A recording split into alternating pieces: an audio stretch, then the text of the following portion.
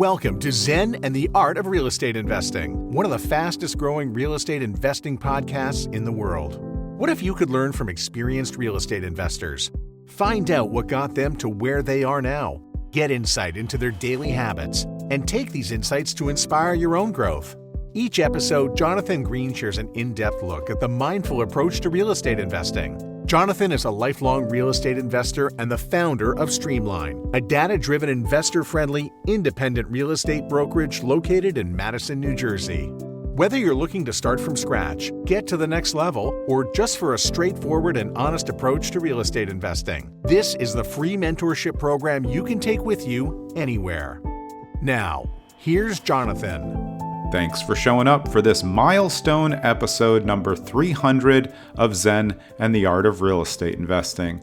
It's honestly been an honor for me to do this podcast for so long, and I have no plans of stopping. So today you're going to get what you need to succeed as a real estate investor in 2026. Wait, I know it sounds generic, but what I did is I plugged that type of question into ChatGPT and it rolled me out 10 things and 10 questions that I had to answer.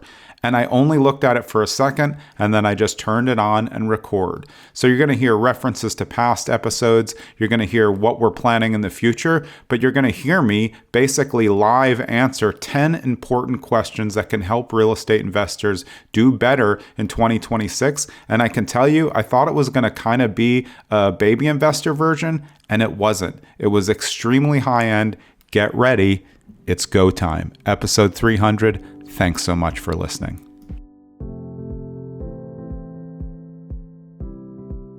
This is episode 300 of Zen and the Art of Real Estate Investing. And it's just me. You're getting a solo episode. A lot of times on these milestone episodes, I've brought on my friends. I thought I maybe have on 3 or 4 people. But then I realized as I started to get so many bookings, which were usually 10 to 20 ahead, I haven't had the need to do a lot of solo episodes. And the feedback I've gotten from solo episodes has been good. So episode 300, it's just me. It's a great milestone. Honestly, really crazy that we got to 300 episodes and we're still going really strong. I want you to know a couple things. One, I'm honestly so thankful for anybody who listens to it, whether it's one person, 100,000, 10,000, I don't know. Every single person that listens, I'm thankful for. Whether you're in Toledo, Ohio, Wichita, Kansas, Anchorage, Alaska, France, anywhere. I'm just really amazed that this medium is so exceptional that it can go anywhere and reach anyone. And potentially one conversation that I have with any guest could just change a little bit of the mindset of somebody's view on real estate investing. And 10 years later, they could be doing huge things. 1 year later, they could be doing huge things. So for episode 300, I wanted to do a couple things. I wanted to connect directly with you. You're used to me asking all the questions and guiding the guests through, and I've really been very pleased with our guest list through 300 episodes. If you've never been on our website, go to zenandtheartofrealestateinvesting.com. You can go to the guest directory, especially if you're newer to the podcast. It's a great way to see all the legends that we've had on the show. If you just started listening in the 200s, there's a lot of episodes all the way back to episode 7 and beyond, which is when we started having guests that could bring you a ton of value. The best way that I think if you start a podcast that's this far along and you want to gain knowledge from the old episodes, look for the keywords for things that you're interested in the title. And you can, browse the show notes, see what's there, or look for people that you've always wanted to hear. And I'm going to give you a good hour discussion with them every single time. So for episode 300, I was tossing around some themes, and instead I used ChatGPT.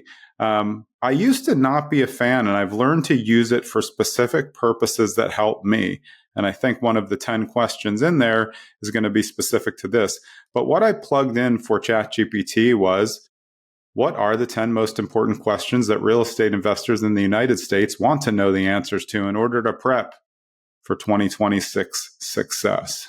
Now, I think it's important. I'm recording this on November 15th, around 8 o'clock Eastern time in the night. That's why it's dark. We got some time. It's a Saturday night, and I'm bringing it here to you. So I got these 10 questions. I've barely reviewed them because I wanted it to be free flow. As a lot of you know, I was a trial attorney. I did more than 250 trials, and I did them without notes, really. I just used bullet points. I've never had notes for these. I send out a form to all the guests. They fill it out. I do my research in advance, and then we're just a full go. No show is the same. There's no scripted same questions. We just are a go, and I'm going to do it again tonight. So I'm going to read you the questions, and I'm just going to free flow and give you my answers. And a lot of those answers are going to be based upon things that I've learned from the guests over 300 episodes of this show. I've made some great friends, great connections, business partners, and I'm sure we'll get into it as we go through. I may not answer all the questions exactly the way they intended because I never know what's next. And I think that's what's the fun of it. If I'm being my own guest, it's going to have to be free flow as well. So thanks again for listening at all. Promise you this episode will help you in 2026. That's what it's about. This is the podcast about the mindful approach to real estate investing and your mindset. Mindset has been a huge lift for me in my life as it's changed and progressed and got more positive and more focused. It has helped me as a person, and that means it helps me as a real estate investor. Are you ready? Let's go. Number one, what is the outlook for interest rates, refinance risk, and debt recapitalization in 2026? So to me, that sounds like a very, very multifamily syndication question in general, because that's where we're seeing all of the refinance risk and the debt recapitalization possibilities. And I've had so many great guests in the multifamily sector that have talked about this. And I think that you're looking at a big problem coming up, which, of course, when there's a big problem, could be a big opportunity. Banks don't want to foreclose on these huge loans right now. But at some point, the rubber's going to meet the road. And those people who had short-term debt that was a bridge loan at a variable rate or at a high rate, and now the rates haven't come down or they've gone up from where they got it, and it's time to pay, or the balloon's up, the 5-year balloon's up, and they started at a 3, and now we're at 6.5 or 7. They are in trouble. So there's going to be a lot of different things that go on. But whenever when you ask questions like, what are the outlook for interest rates, or what's the outlook for the housing market, which is probably coming up next. But when it comes to interest rates, I want to be really specific about how I look at them. I don't care at all. And it's not that I don't think they're relevant. Of course, it's relevant, especially in large scale deals. They could change the trajectory of the whole deal if it doesn't work. But everything is a calculation in my mind. Although I'm an asset hunter and I'm really focused on the asset, interest rates is just part of the calculation. Historically, the rates are generally fine. And I think you'll find that there hasn't been that much fluctuation in the last year. And I don't see a ton of fluctuation in the next year. Do a lot of things come out in the news that come up with some interesting opportunities for some, like 50-year mortgages? Sure. I think you're going to see a lot of things that come up and a lot of things not happen. And it's really all speculation until it happens. To me, if you're a real estate investor, you're just always on the grind. Interest rates are 6, interest rates are 3, interest rates are 7. There's still deals to be had. A lot of my guests have said the same thing. The interest rates aren't really part of it. They're just part of your calculation to see if this deal works. Interest rates could put pressure on sellers, especially if we're talking about that debt recapitalization and refinance. And interest rates could put some pressure on buyers if they're feeling like, hey, now it's down to 6 instead of 7, and they're ready to deploy some money. But in general, I just don't think that interest rates are something that people should panic about. You, personally, just you, just me, we have absolutely zero control over interest rates. There's nothing that I can do today, tomorrow, or in 2026 that's going to affect interest rates. So all I'm going to do is decide what my current buy box is, which is what you should do for 2026. What's your asset class? What's your geography? What's your price point? What are your goals? What's your mindset around money? And if you do that, the interest rates are just kind of there. And you're going to judge each deal based on that. For all the people who've said, oh, I'm just going to wait for interest rates to come down, I say the same thing that I always say. Where's your crystal ball? How long are you willing to wait? And why do you know something that nobody else knows? Rates aren't going back down to 3%. I think we're all pretty clear on that at this point. That was not generally a good thing, although it was fun for everyone who got those refinances in. Now's just a little bit more regular. If you see a 5, I'd be doing a refi on that if I'm way above that. But, it's adjustable. A lot of people are sitting with the golden handcuffs because they're in that 2.5 to 3.25 interest rate on their homes, and that's having a big effect. But at some point, they're going to have to move too.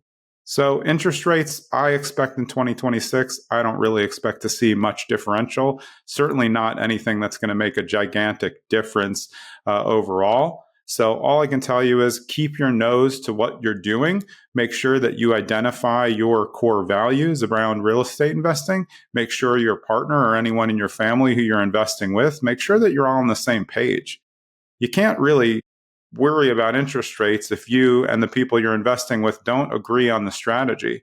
Know your buy box, know your geography, like I said, know your asset class. You don't want to be a generalist. A generalist won't get anything done in 2026. You really want to start to niche down and focus, figure out what's going to work for you. Over the last year, I guess it's probably more than a year, over the last 18 months was my multifamily syndication time. That's when I dunked into 4 multifamily deals, 3 of them around 50 units and one's around 250 units. 3 are with one operator. That was from the podcast, Drew Brenneman of Brenneman Capital. I just keep going back for more. The other one from the podcast as well, Mike Roeder and Granite Towers. So my 4 syndication investments, which I never knew about before 18 months ago, are all performing. I've been paid on them all. Nothing's behind. And I think because I learned so much from people like Brian Burke and other people who came on the podcast talking about syndications, that I knew that my job was to investigate the jockey and then figure out, what type of asset that horse was. And these jockeys have done a great job for me. And I believe I'm about to invest into my 5th syndication, which again is going to be with another guest, 2-time guests, Diana Osa, and Josh Dobkin. And they're working on their 2nd wellness hotel. And I want to get in on that because their first one, Terra Palm Springs, went so well. So if you're hearing what I'm doing, you should be figuring out what you're doing. The other thing that I'm doing in 2026 for sure is short-term rentals. I'm sure you guys have heard the show. You heard me with my boy, John Bianchi of STR Search, just talking about what we're doing and what I'm looking for in upstate New York. And now I'm doing a lot of business as an agent in upstate New York. My license, obviously in New Jersey, I have my own brokerage that's Streamline. In New York, I work for Country House Realty, and I'm looking for weekend homes for clients, short-term rentals, and if you want to move up there, got you covered as well. But I'm definitely going to get into one short-term rental to get my feet wet again and start playing around in that sandbox. Number 2 from ChatGPT, how tight is housing or asset supply in the target market, and what is the demand driver? Yeah, I mean, these are pretty wide scope questions, so I'm going to take them the way that I want. So one thing that I'll say, and I know it will come up again, when we're talking about housing, it's kind of ludicrous to talk about national housing. In general, national housing, we know we have a housing shortage. Everybody knows that. Multifamily was stalled. We're having some interesting times in figuring out when those things are going to get online, how many excess houses we need. It's a lot. We're well behind in the housing for a lot of reasons, but I don't think for me, that's not what this is about. And I can't, give you advice on 2026 about the housing market. I'm not an economist and I don't study that type of data every day because I don't work that type of business. But what I would say is if you want to understand housing, start local. And focus on your buy box. Like I said, wherever your geographical buy box is what you want to study. And you'll need to study the absorption rates they're seeing, how quickly things are selling to really understand where the line is. Is this a buyer's market or this is a seller's market? I'm still in New Jersey and everywhere around me is still a seller's market. Are we seeing some things get a little bit better? Honestly, not really. There's very little inventory. There's high prices. Things sell way over asking. Sellers have not come down. And to be honest, they haven't had to. So it's been kind of interesting to see, especially on flip deals. If I'm looking and I'm like, I'll bid and I'll come in fifth out of 10 and I'm at my top and I know the numbers. So I feel like somebody's going to get soaked, but prices and values keep going up. So I think to understand the housing supply in the target market and what the demand drivers are, to me, demand drivers, that really is going to apply to multifamily. Demand driver definitely applies to something like self-storage and industrial flex, depending on what you want to do there. And I really like self-storage as an asset class. I'm interested. My friend Ryan Goldfarb, prior guest on the show as well, we made 2 offers on self-storage, lost them both. Then we kind of took a break. He had a baby, so he's a little busy. But I really like self-storage. Every time I do a self-storage show, I hop off and I'm like, why aren't I doing this? No tenants, no toilets. Sounds great. You can just lock people out.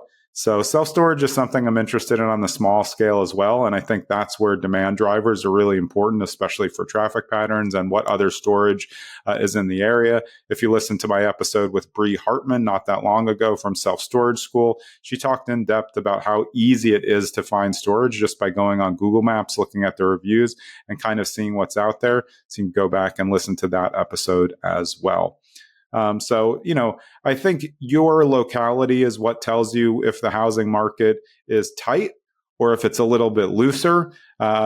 Great for you if you're in a looser market. Florida obviously has been looser, more inventory, things are sitting longer. New Jersey, not so much. But I think, again, like I said in the first question, if you just keep your nose to the grindstone and you keep looking every single day in your buy box, in your geography, at your asset class, deals come up.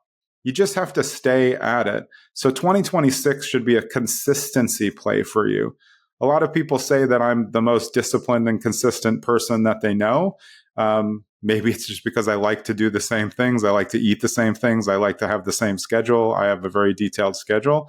But if you can upschedule yourself a little bit in 2026 and just lock away 30 minutes, 15 minutes, an hour a day where you know you're going to be uninterrupted and you keep to it and you do your research on your target market and what you want, you won't have to worry about these questions because you'll know everything that you need to know. If you have a real estate license, there's no reason why you shouldn't be looking at the hot sheets for your asset class every single day. See what sold, see what new stuff came on. I do it for every single city and county that my clients are interested in and that I'm interested in. I do it every single night. Because if I do it every night, it's not that overwhelming. It takes 10, 15 minutes. If you're doing commercials, it's going to take like 3 minutes. There's going to be 2 or 3 new things in your town. You want to be the person who knows about them. Number 3, which property types and geographies are likely to outperform and which may struggle in 2026? Boy, good thing I've had on so many great guests. I think office is going to still be on the struggle bus.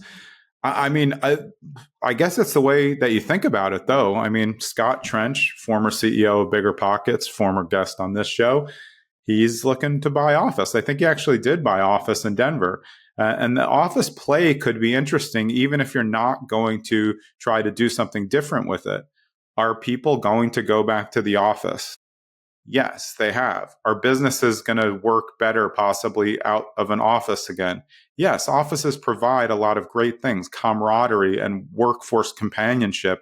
When I was a prosecutor for so long, it was the best. I mean, we used to go out to lunch every day with like 5 or 10 of us. You were always talking, you're always watching and seeing what each other are doing. And that's kind of evaporated now. If you look at all of the businesses that have stayed remote and people say, oh, it's great. I'm getting so much done.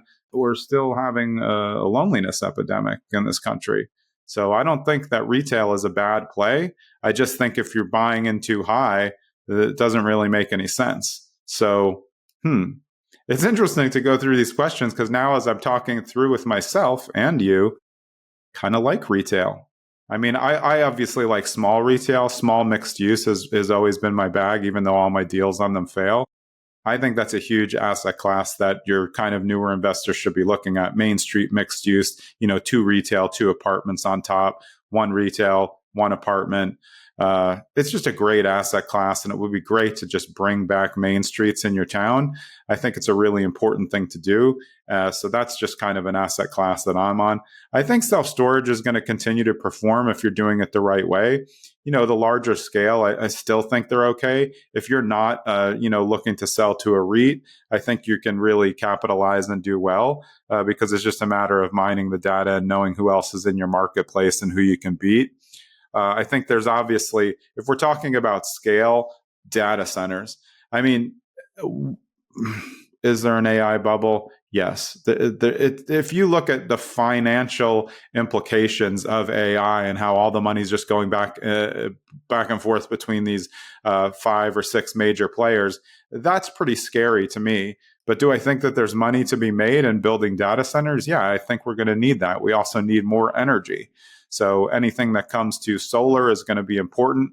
Just released a great show. Actually, the show right before this was a show on EV infrastructure for multifamily with Benjamin Canner. So yeah, I think data centers is a big play. I still think debt funds are going to be good things to invest in. The smart people who understand what they're doing with that, I think they can do well. And look, multifamily is always going to be good. Why? We need housing. It just depends on what you're investing in, who you're investing with, and what your expectations are for that. So, I mean, I'm not a prognosticator, so I don't know what's going to happen in 2026. And like I said, for number one, I just keep my head to the grindstone and I'm just keep pushing, looking at asset classes, trying to look at something new, get back into short-term rentals and get moving. Number 4, what are the tax and regulatory changes on the horizon and how will they impact deal economics? All right, ChatGPT. These questions I can't answer. And again, I think this is just like hopeful. We really don't know. There's no way for you or I mean, unless you're somebody who works at ITR Economics, great show that I had with Lauren Seidel-Baker. That's a great show to listen to. Because welcome 2030 is coming and it's not going to be good. So there's a lot to do before that. So I highly suggest you listen to that show and what we say about 2030. Regulatory changes are really up and down. Obviously, a lot of stuff comes out with the current administration. It doesn't all come to fruition, but there's just a lot of material out there. So I don't really react to the material when it hits the news. Again, I don't read the news at all. Now, all I do is I get the email from New York Times every day, and I do look through the highlights. I want to make sure I'm staying informed and even more informed than I have been. But I don't sit around basing my investment strategy on things that I see in the news because I'm either going to be well behind or it's not even going to come true. So, I mean, for tax consequences, obviously, bonus depreciation coming back is huge. The STR loophole is huge. We talk about it on a lot of short-term rental shows, but it's complicated. And I think for tax consequences, real estate professional is going to become more and more a thing. But you really need to know what you're doing, work it out with your tax professional so that you're doing it the right way and you're making sure that you're logging everything well. Deal economics, I'm going to go back to say the same thing that I said in the beginning. Look, what goes on the spreadsheet is part of your calculation. You still want to be a good tire kicker also, which is what I am. I'm a better tire kicker than I am at building spreadsheets to show me what I'm going to make for the next 30 years, because that could all change with some type of economic adjustment. Weather anomalies could change that. So I like to touch, feel, smell, look at the asset, look at all corners of the asset, make sure I've got it. Number 5, what is the exit strategy and how realistic is the timeline? So that's a fantastic question if you're a limited partner or want to be a limited partner and you're looking to invest in syndications. Let's just take multifamily, but we can take any syndication. Some might be longer. That's an exact, if you just quote that question, that's one of the first questions that you should ask general partners. What is the exit strategy and how realistic is the timeline? It's very, very important. So for my syndications, I've known when I invest as a limited partner in syndication, I know that I'm leaving that money there. I don't need the money. I can't get the money. So I have to be comfortable putting the money in and waiting. And so far, it's been fantastic. And I know I'm going to do really well on them. But when they go full cycle, what am I going to do? Probably just going to 1031 or put the money right back into something again, because it's working well and it's a legacy play for my kids. It's also been interesting for me to understand what their exit strategies are, if there are exit strategies. And that's something that's very important. If you're buying something and you're doing an operational turnover, the exit strategy might be different. If you're doing value add, of course your exit strategy is going to be different. Your value add is always build it up, raise the revenue, make it a much more exciting product. Probably get that into the doubled range, and then you're going to sell it off to someone who wants to buy a fully operational asset in that asset class. So I think exit strategy is important, but let's go all the way just to your regular investor. If you're going out there and buying single family homes right now, or just small multifamilies, you really need two exit strategies. So if you're a house flipper, you still need to have a backup plan. Are you going to be okay if you have to rent this? What if the market turns? Can you be at least break even if you rent it for a little while and wait the market out? A lot of guests that I've had have had to just kind of rent it and suck it up for a while, and then eventually it will come back. So I think it's important. Now, if we're talking small multis, I think your exit strategy is also just as relevant as your income strategy. So we've talked about it a lot, 2, 3, 4 family. What can you do with them? You have so many options right now. Long-term rent, mid-term rental, short-term rental. They'll really work in most markets if you do it right. I love midterm rental in a multifamily. I just think it's a great idea. If you go back to my episode with James Huang, great guy, young, and him and his company at Stellar Housing are just crushing it. They probably have almost 30 midterm rentals, a few on arbitrage, a lot owned, and they kind of mix and match what they do, but are really becoming experts in that MTR space. And I think you can do that when you just imagine you have a 3 family. The perfect scenario for a 3 family is 1 long-term renter, 1 midterm renter, and 1 short-term renter. Why? Because you're really diversified inside one asset. Might those all collide at some point? Sure. But you have 3 different options to play with. Maybe if you don't want as much upkeep, you go for 2 long-term renters and you do 1 midterm rental and you see how it works out. But you have the option to play around with these strategies, because remember, if you do midterm or short term, you do have to pay for the furniture, but those guests end, your bookings end at some point. So you can just stop the booking and turn it into a long-term rental. So it's not as tied down as your long-term rental where you're waiting till lease end.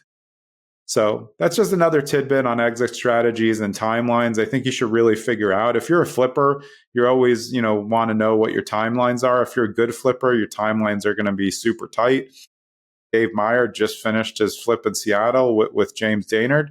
And looks like it's going to be awesome. Can't wait to see what it sells for. But even with Dave's experience, that was his first large-scale flip. Looked like it ran right on a very good timeline because he's using someone like James, who obviously done like 1 million flips, knows what he's doing. So if you're a brand new flipper, you really have to be careful. Always calculate you're going to spend twice as much and it's going to take twice as long. And I think you'll be a little bit safer like that. All right, that was number 5. We're going to take a brief interlude. And the one thing that I'll tell you on this brief interlude is I'm thinking about doing retreats in 2026. Maybe 1, maybe 2. I've seen my friends do them great. I learned a lot from both of the women at Wire, Grace Gudenkoff and Amelia McGee. Their retreats look awesome. And Wire is Women Invest in Real Estate. And I just look at that and I'm like, that's something that I would want to do. 1, I'm an introvert, so I don't really want, masterminds are a lot for me because I have to keep showing up. But retreats are cool. You pop in for the weekend, you pop out, make some relationships, and then I can take like a week to 2 weeks to power down.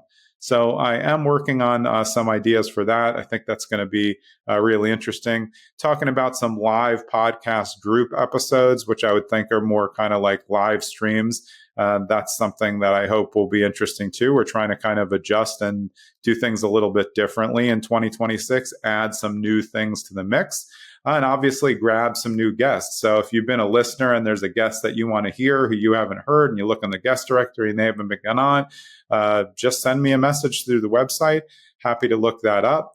And look, this has been a great voyage for me over these 2.5, probably almost 3, probably more, probably 3.5 years now.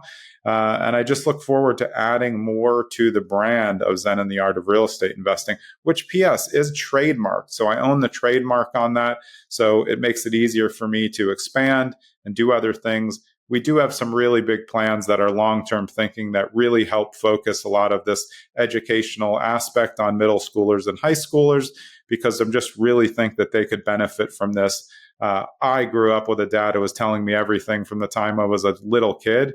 And I feel like a lot of people are missing out on that, because you need to have some alternative plans out there. And there's real estate everywhere you go. It's under every business that there is. There's just real estate everywhere. It's something that they should be teaching in school, college, everywhere. And they're not in general. So we're going to try to bring that to the forefront as well. NPS, we do meetups still in the state of New Jersey, first Wednesday of every month. You can find them at zenandtheartofrealestateinvesting.com. Go to the events page. You'll see them there. They rotate locations, and it's a great way to just meet up, get some confidence, see people who are just like you doing the same things that you're doing. I think it's the easiest way to beat the facade of analysis paralysis. All right, let's get back to it. How resilient is the cash flow under stress? That means vacancies, higher expenses, cap rate shifts. That's like, see, this is interesting. I've been investing my whole life. That one's like very much above my pay grade. I feel like I would need to call in all of my multifamily syndicators, industrial, flex, everybody. How resilient is the cash flow under stress? Vacancies. So on vacancies, I can just tell you from the shorter view, if we're having a housing shortage, vacancies should be lower, but it really depends on what type of product that you're talking about. My syndications, I think 3 of them are 100% occupied, and I think one is usually between 90 and 94% occupied. So we're not seeing any issues there. I think higher expenses are always something to look at. I think if you own condos or HOAs, yikes, that's something in 2026 I'll really try to get rid of if you can. There's just so many assessments, so many HOAs going up, which make them impossible to sell later. We've just seen hamstrung values, many more problems in getting these things approved. It's just been kind of a slowly messier situation after that apartment building fell in Florida. I don't want any part of HOAs, condos, or townhouses. I just don't. And I think you'll see higher expenses there. HOAs are going up all over the place to astronomical amounts where, I mean, just from my experience, I go to Jersey City a lot. You'll see a building there where the HOA is like $650 a month and there's literally nothing. There's no amenity. The HOA is for building maintenance. So you're looking at HOAs that have higher expenses. They can't maintain them. That's a big one to look out for. Rate shifts, again, I don't deal with a ton of commercial. I've talked to so many people about commercial real estate here. So they're always going to be better to ask. But, insurance is still going to be an issue on your higher expenses. It's something to watch. Make sure that you're very clear on that. I think your experienced operators have providers that are always giving them the best deals. And you want to get to that part. If you're new, you kind of have to pay the new person tax, or what we would sometimes call the idiot tax. And we've all been the idiot. So I'm not calling anyone an idiot. Sometimes I still am, and I have to pay the idiot tax because I make bad decisions. But, when you're new, you're going to have to pay that tax a little, same as a contractor tax when you don't know what you're doing. But you just want to get as many reps as possible. So getting to more meetups, starting to ask better questions, take these questions, ask people that you know in the multifamily game, on your large scale syndication game. I think that's what's going to be important for you. It says in there, costs are rising, materials, labor, maintenance. Yep. Tariffs have had an effect, but look, the tariffs go up and down all the time. So to me, it's the cost of doing business, but I'm not a GP of a gigantic multifamily value add where a change in the lumber price could change the entire cost of the job. So small scale, I don't think it's as much to worry about. but I would worry about insurance. And please listen to me on these HOAs. Watch out. If you own a lot of condos or townhouses, like I said, I would be trying to get rid of them. It's just my personal opinion. Number 7, am I positioned for where capital is flowing and where it is withdrawing? I'm going to take that and adjust it a little. I think that if you're looking for where something is going to change, I always go back to my experience with local real estate investing. So it says here what to ask. Are investors flooding this market, driving prices up? That's important. So let's talk small scale for this one, because I have talked kind of larger, bigger deals for them all. I think if you want to position yourself in a market that's going to grow and you're not in an insane state like New Jersey, where the appreciation rates are just like bonkers every single year. I sent out, I have a client who bought 3 years ago in Livingston for $750 and they're at 1.5. That's 3 years double in value. That's crazy. But if you want to be in the path of progress, you have to be someone who is driving. And one thing I was going to talk about sometime in this soliloquy was that what my dad did and what my dad taught me to do, you can still do. And this goes to where you're positioning yourself. The only way to know the neighborhoods isn't from going into Facebook groups and looking on Google Maps and scrolling through. It's actually driving the areas that you're interested in. It's a little bit harder if you're an out-of-state investor, but I would hire a driver to drive the areas and send you photos that you can match up with Google Maps. If I'm a local investor, I'm going to know every block better than you. And that's how I'm going to get the deals. I'm going to be able to sniff out where the path of progress is. For me, if I start seeing, look, of course, there's always a Starbucks, your Sherwin-Williams, Benjamin Moore, Home Depot, all of these things that are big indicators. But most of us don't know that before the sign's already up. But look, if you see the sign up and they're still doing a build out for 6 months, that's a good sign. Why? Those companies have way more money than us. They spend way more money on demographic research and the path of progress. So if you want to be in the path of progress, get where they're putting cool new stuff. For me, I personally, if I'm going back to my kind of mainstream mixed use thought, I like when I start seeing independent restaurants pop up. Now, what does that mean? That means the rents are going to be pretty cheap to start, unless it's like someone from New York City going to Catskills and opening a restaurant. They probably have money, but restaurants are, that's a tough business. So I like to see that, because I feel like that means if you're going to get a groundswell, if you see a couple things going on, that's a great time and a great town to focus on. Near me, I just look at Boonton, that's Boonton, and I'm like, this town is so cool. Why does nobody talk about it? It's hip, has art galleries, tattoo, coffee, lots of independent restaurants, not a lot of chains, has a cool vibe, windy streets, hilly streets. I look in that market all the time, haven't scored anything, but yeah, I like it. And I look at the Main Street real estate there all the time. So I think, if we're just talking what the question was asking, where capital is flowing, I kind of adjusted it for, where the interest is flowing. And again, if I go back to, if you're doing your daily research on the market, whether you're a licensed agent or not, and whatever you have access to, if you're just using Redfin, you should be just looking at everything new. And you want to be looking at the prices. You want to see what the dumps are selling for, and you want to see what the out value of those dumps are selling for after they're flipped. That's going to tell you a lot about the market. You don't want to be the last one into a market. It was like when Austin got hot, and then Austin was hot for 5 years and it's still showing up on lists. It's like, no, you're 5 years late, and now a lot of people are paying the price on that.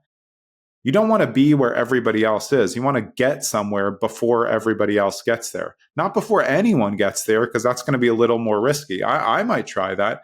But again, also, if you want to be a good single family home buyer, that's how you do it. You buy in the next neighborhood that's going to pop. And honestly, if it doesn't pop, you're probably not going to lose money. This is America. The price is just going to go up, unless you made a drastic error and missed something along the way. Well, this one plays right into the entire point of this podcast and my life. Number 8, how well do I understand the mindset piece, the behavioral, risk management, and psychological side of investing? Thank you, ChatGPT. This is right up my alley. And this is really, honestly, I was going to do a whole episode just on this.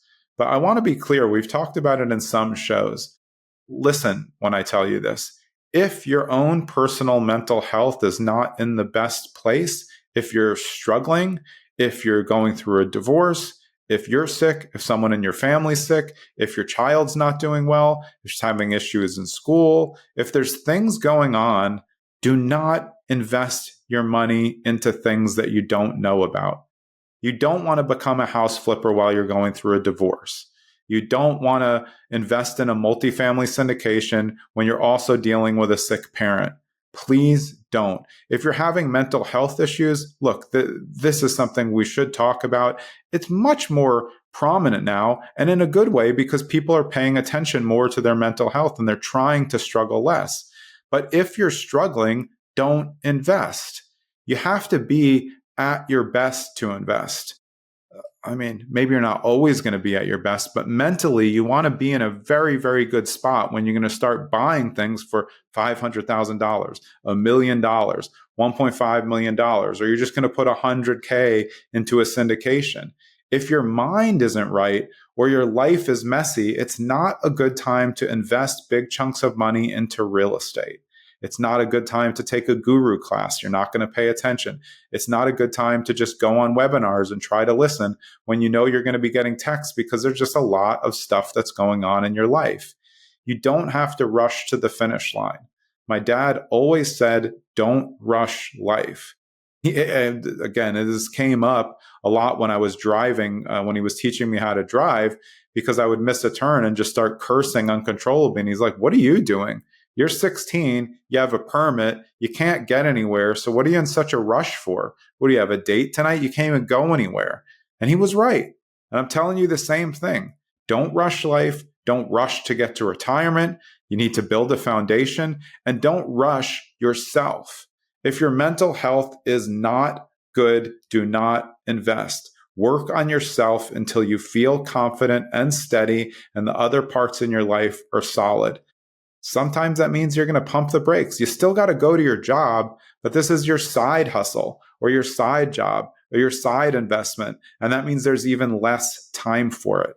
So please, if you take one thing in 2026, pay attention to your own personal mental health. Make sure that you incorporate the things that you want to. For me, that's meditation, exercise, reading, mindfulness. I pay a lot of attention to my schedule. I keep very strong boundaries. As everybody knows, I don't answer the phone. I don't talk on the phone. It's just, that's my non-negotiables. You should have your own non-negotiables, and you should work on those with your family. And no matter what, if you're in a relationship, if you have kids, you should still prioritize some solo time with yourself. Because if you do that, the mindset piece for your investing is going to be so much better. This is what this podcast is about and why I started it. I changed my mindset about 8 years ago. It helped me adjust the way that I invest. I invest totally different now. I'm never in a rush. I don't make bad deals. I could care less when I lose a deal after I make an offer and it doesn't work out. It just doesn't matter to me. My job is to try to be the happiest person I can, be a good person, and hopefully bring good things to the world, some of it through this podcast. But in 100 years, nobody's going to know who I was. No one's going to know who you were either. Not even your great-grandchildren might barely know you. I don't know that much about my great-grandparents. I always look on Ancestry and I'm trying to build something more so I have more of a background. But we're just not that special. And that shouldn't make you feel bad. It should make you feel free. Get to work, take care of yourself. And when you're taking care of yourself, your investing decisions are going to be all that much more sound. And that's the psychological, behavioral, and the risk management part of real estate investing for 2026. Work on yourself. Your investments will come. Number 9, what technology, data, and analytics am I using to gain an edge, and how is that evolving?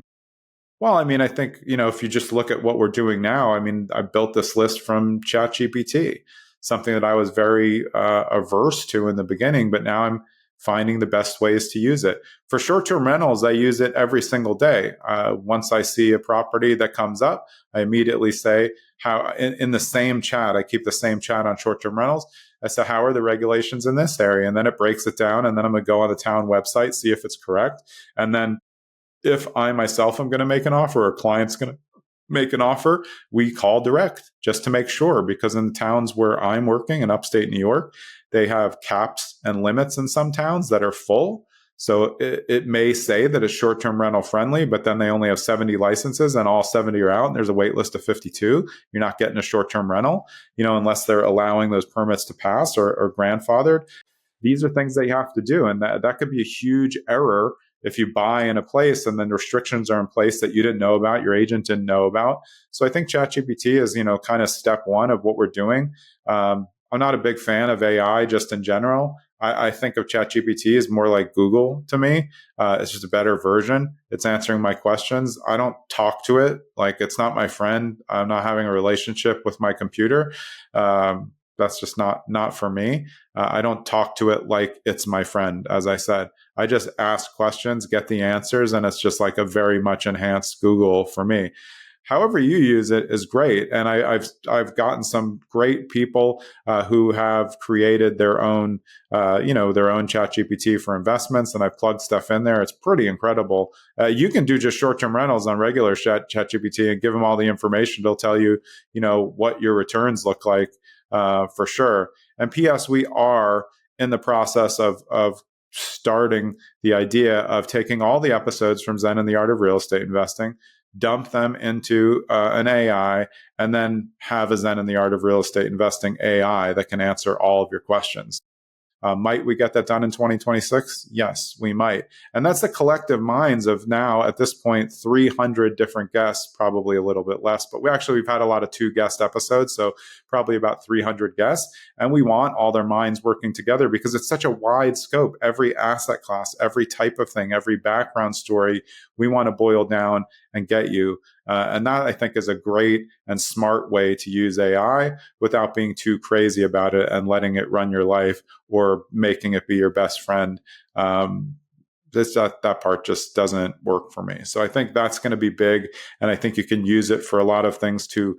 Just like I say with spreadsheets, it should just be a vetting mechanism. You should still be doing a lot of that due diligence yourself in person, on site, and matching up to what they're giving you. Number 10, how diversified is my strategy? This is right on to what we're talking about before, by asset type, geography, investment vehicle. This is great. And this is the last question. So diversification is so important for your portfolio. If you've heard a lot of episodes, you've heard I've always been a stock investor. I invest heavily in index funds. I just leave the money there. It churns. I'm probably up 17% this year on index funds.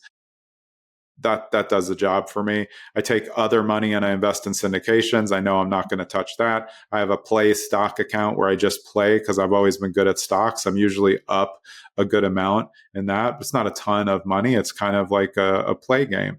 I have very limited exposure to crypto, no exposure to gold. And my real estate holdings are soft now compared to what they have been through my whole life. My sister and I sold off all of our shared assets except for one.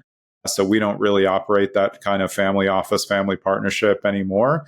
And I've slowed it down. I've made syndications my portal, and now I'm going to start building up more assets. In 2025, I bought my daughter her first house. That was something that I really wanted to do, and I'm excited about that. She's loving it.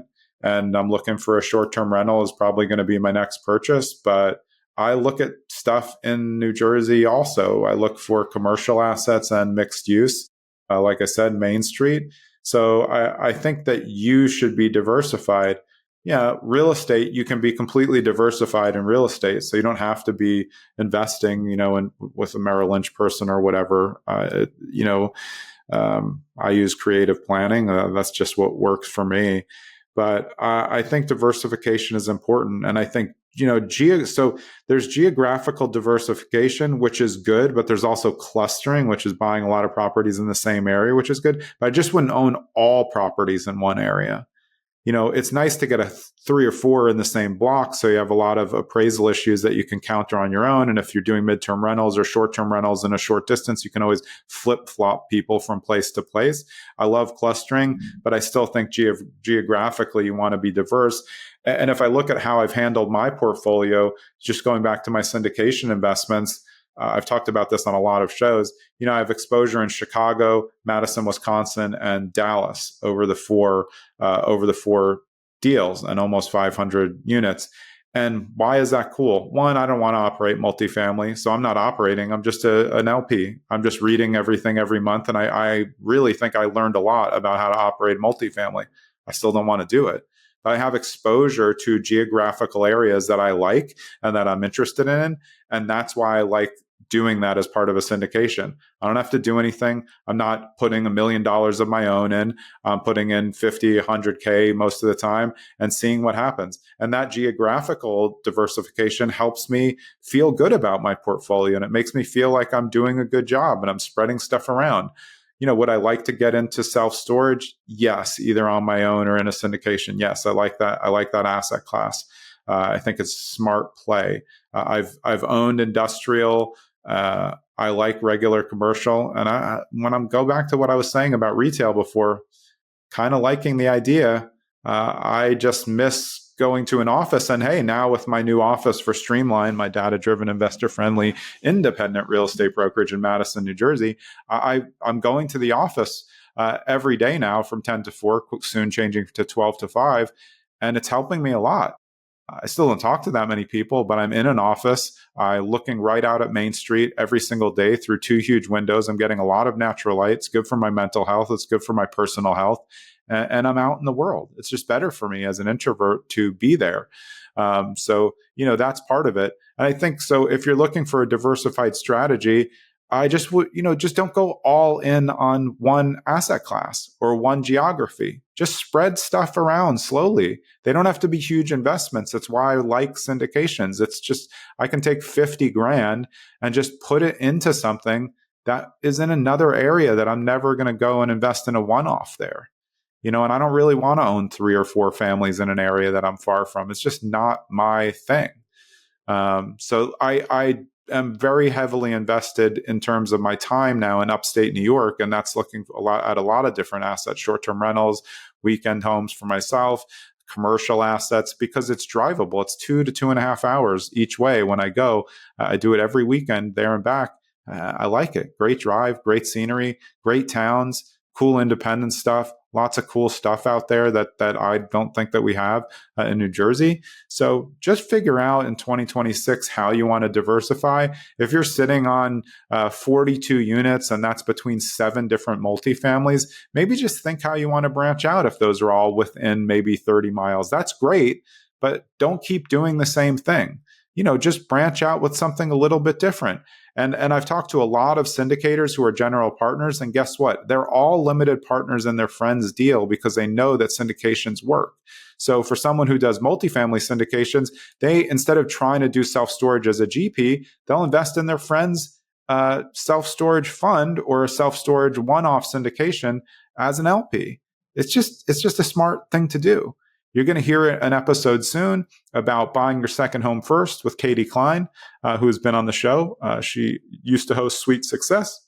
Now her new podcast is actually called Second Home First. It's going to be probably 5 or 6 episodes, 7 episodes after this maybe. And I think that's going to be another play for people on how to diversify.